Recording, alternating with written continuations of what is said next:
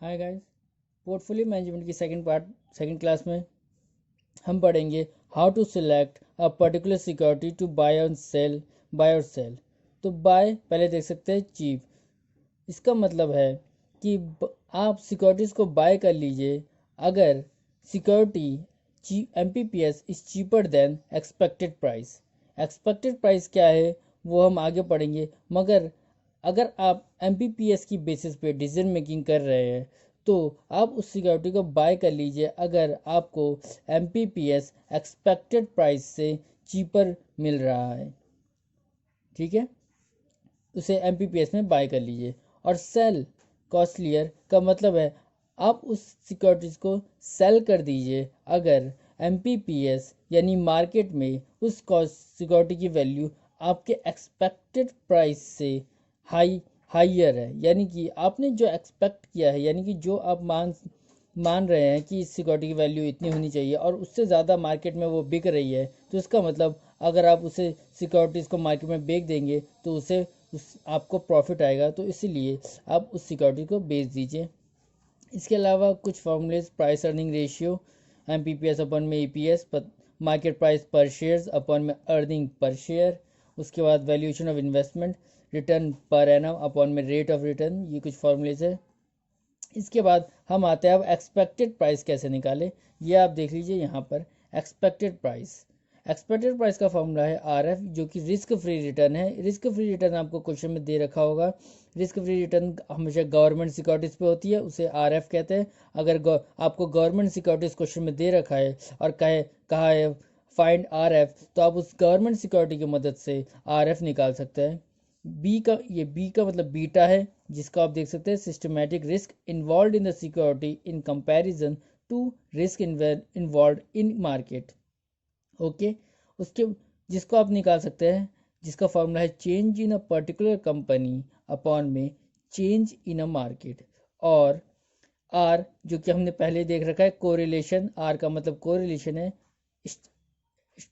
Standard deviation of S का मतलब है सिक्योरिटीज़, यहाँ पर एस का मतलब है सिक्योरिटी, यानी कि स्टैंडर्ड डेविएशन ऑफ सिक्योरिटी कह सकते हो। और आप स्टैंडर्ड डेविएशन ऑफ पोर्टफोलियो भी कह सकते हो। अगर क्वेश्चन में आपसे कहा जाए find the expected return of portfolio, तो आप यहाँ पर स्टैंडर्ड डेविएशन ऑफ पोर्टफोलियो ले लीजिएगा और यहाँ पर स्टैंडर्ड डेविएशन ऑफ मार्केट। ये हमेशा स्टैंडर्ड डेविएशन ऑफ मार्केट ही रहेगा, यहाँ पर कोई चेंजेस नहीं आएगा। लेकिन यहाँ पर स्टैंडर्ड डेविएशन ऑफ सिक्योरिटीज़ और standard deviation of portfolio depending on the hair आपसे पूछा क्या गया है। आपसे अगर expected return of the portfolio पूछा है तो आप पोर्टफोलियो लीजिए, और एक्सपेक्टेड रिटर्न ऑफ सिक्योरिटी पूछा है तो आप सिक्योरिटी लीजिए।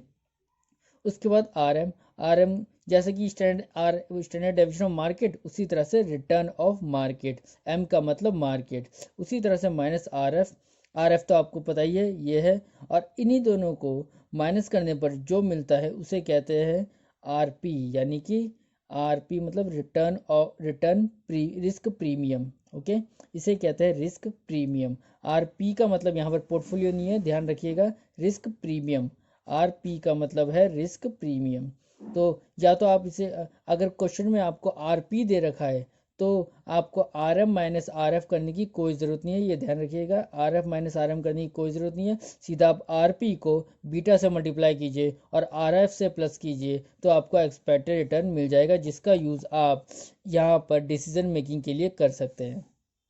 और इस मेथड को हम इसे CAPM मेथड कहते हैं, जिसका फॉर्मूला है capital assets pricing method. Okay, capital assets pricing method इस CAPM। तो अगर क्वेश्चन में आपसे कहे कि find out the expected return under CAPM method, तो आप इस मेथड को यूज़ करते हुए रिटर्न को निकालेंगे।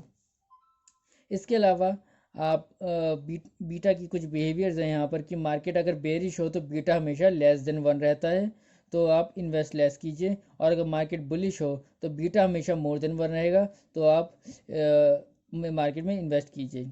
यूजुअली बीटा 1 रहती है मार्केट। और ये याद रखिए कि मार्केट का बीटा अगर क्वेश्चन में अगर नहीं दे रखा है और आपसे कहा जाए what is the beta of market, तो बीटा ऑफ मार्केट हमेशा 1 रहता है, ध्यान रखिएगा। Beta of market beta of security नहीं, beta of market is 1। Beta of security different कर सकता है, लेकिन बीटा ऑफ मार्केट हमेशा 1 रहेगा if not given and cantt be determined. Okay, generally assumed. आगे देख लेते हैं। तो वैल्यूएशन ऑफ शेयर्स, आप टाइम वैल्यू मनी यूज़ कीजिए, जो कि हमने ऑलरेडी पहले क्लास में पढ़ रखा है। इन डिविडेंड में P0 यानी कि प्राइस जो स्टार्टिंग प्राइस है, ये P0 का मतलब होता है T1 पे जो प्राइस है, यानी जो करंट मार्केट प्राइस है।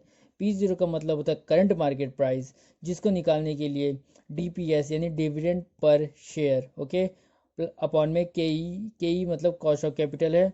ये विदाउट ग्रोथ है। अगर विद ग्रोथ है तो फिर क्या होगा, बस कुछ करना नहीं है, प्लस में जी और जोड़ दीजिएगा यहाँ पर, जैसे कि आप नीचे देख सकते हैं। ये है विद ग्रोथ का फॉर्मूला।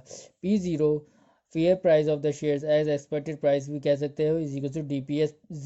जीरो का मतलब है कि करंट ईयर का यानी लास्ट ईयर का डिविडेंड प्लस का ग्रोथ रेट, 1 प्लस का ग्रोथ परसेंटेज डाल दीजिएगा यहाँ पर, अपॉन में KE माइनस ग्रोथ रेट। इसको आप इस तरीके से लिख सकते हैं। तो आप चाहे इस तरह से लिख के करिए या फिर इस तरह से लिख के करिए, बात एक ही है। इस पूरे को सॉल्व करने पर D1 लिख देते हैं। इसलिए देखिए यहाँ पर D0 है, ग्रोथ से ऐड होने के बाद D1 हो गया है। बाकी नीचे का फॉर्मूला सेम है, with growth K is called expected return. Okay, ये expected price, P0 expected price, KE expected return. Okay, उसके अलावा ये इक्विटी फ्रॉम रिस्क एसेट्स, ये कुछ बिजनेस एसेट्स हैं कि बीटा ऑफ एसेट्स कैसे निकालते हैं। एसेट्स यानी बिजनेस के रिस्क कैसे निकाला जाता है, तो वो हम देखेंगे अभी। In case of depth involve, अगर डेप्थ इन्वॉल्व है बिजनेस में, तो क्या होगा, business involve depth in its capital structure, then business risk will not be taken by depth और risk of assets will be taken by equity, that is. तो formula beta का कुछ इस तरह से बनेगा, आप देख सकते हैं कि बीटा ऑफ इक्विटी हमेशा बीटा ऑफ एसेट्स से हाइयर होगा। और बीटा ऑफ एसेट्स कैसे निकालेंगे, बीटा ऑफ इक्विटी को मल्टीप्लाई करेंगे इक्विटी और अपॉन में equity plus dividend, okay, plus का beta of dividend multiply by dividend upon में इक्विटी प्लस डिविडेंड। और इक्विटी और डिविडेंड जो आप देख रहे हैं, ये इनका अमाउंट डाल दीजिएगा। एक तरीके से आप वेट एक तरह से ये वेट ही है। तो आप वेट सीधा यहाँ, तो या तो इसे बीटा को वेट से मल्टीप्लाई कीजिए, या तो आप ऐसे लिख के मल्टीप्लाई कीजिए। इक्विटी मतलब पूरा इक्विटी की वैल्यू आप लिखेंगे यहाँ पर। अगर इक्विटी की फेस वैल्यू और डिविडेंड की फेस वैल्यू ही दे रखी है, तो आप फेस वैल्यू को भी यूज़ कर सकते हैं। अदरवाइज अगर आपको पूरी वैल्यू दे रखी है, आप तो पूरी वैल्यू पुट कीजिए आप यहाँ पर, तो बीटा ऑफ एसेट्स निकल आ जाएगा। एक और चीज़ आपको ध्यान रखनी है कि बीटा ऑफ डी हमेशा ज़ीरो होगा। याद रखिएगा, बीटा ऑफ डी हमेशा ज़ीरो रहेगा। कोई भी ऐसा केस नहीं होगा जहाँ पर बीटा ऑफ डी ज़ीरो नहीं होगा। तो ये एक याद रखने वाली चीज़ है, जिससे आप हमें, तो इसका मतलब कैलकुलेशन आपको बस इस पार्ट की करनी होगी, क्योंकि ये पार्ट तो ज़ीरो हो जाएगा। इसके अलावा इफ़ टू और मोर companies operating in the same kind of business in their business assets will be the same. Okay, ये कहा गया है कि अगर सेम बिजनेस हो तो बीटा भी, बिजनेस ऑफ एसेट्स भी सेम रहेगा। इसके अलावा एक्सपेक्टेड रिटर्न दोबारा से यूज़ करते हुए निकाला गया। इन केस अगर टैक्स हो तो टैक्स के केस में फॉर्मूला थोड़ा सा चेंज हो जाएगा। तो इस बार डी के साथ टैक्स रेट काट के दिखाया जाएगा, बस यही फ़र्क है कि ये विदाउट टैक्स है फार्मूला और ये विद टैक्स है फार्मूला। इक्विटी ऊपर ही है, इक्विटी नीचे भी है, कोई प्रॉब्लम नहीं है।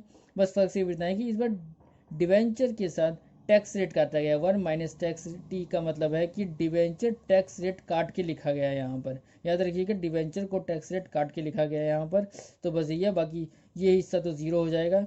ये ऊपर भी टैक्स रेट काट के किया, क्योंकि ऊपर डिविडेंड है तो ऊपर टैक्स रेट, नीचे टैक्स रेट। लेकिन ये पोर्शन ज़ीरो हो जाएगा, क्योंकि जैसे कि मैंने बताया बीटा ऑफ डी हमेशा ज़ीरो होता है। तो ये पोर्शन हमेशा ज़ीरो हो जाएगा, और ये कैलकुलेशन आपको बस इस पोर्शन की करनी होगी, और जिसके चलते आपको बीटा ऑफ एसेट्स निकल जाएगा। तो इसी के साथ आज की क्लास यहीं पर ख़त्म हुई।